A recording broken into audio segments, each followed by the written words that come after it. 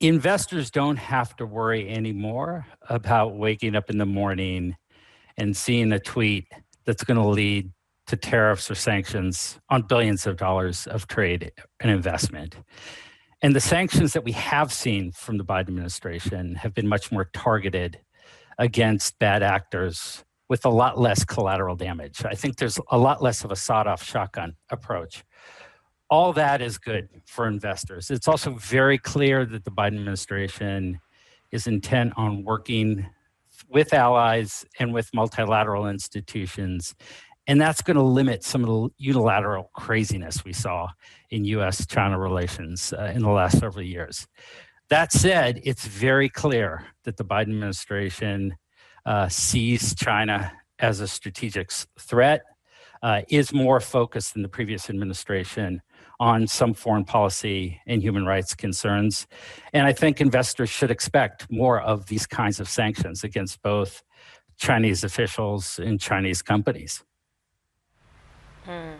So, David, in light of that, even if we don't have to deal with the daily Twitter-directed policy that we used to have that was very unpredictable, obviously, how does an investor navigate essentially the path around these various sanctions and the tensions that are continuing between the US and China?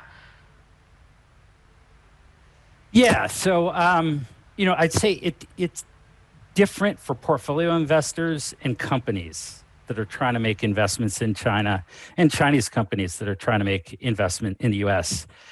I think portfolio investment is going to continue to increase, and we're seeing rising demand, particularly in China's bond market as it opens up and becomes included in all of the major fixed income indices.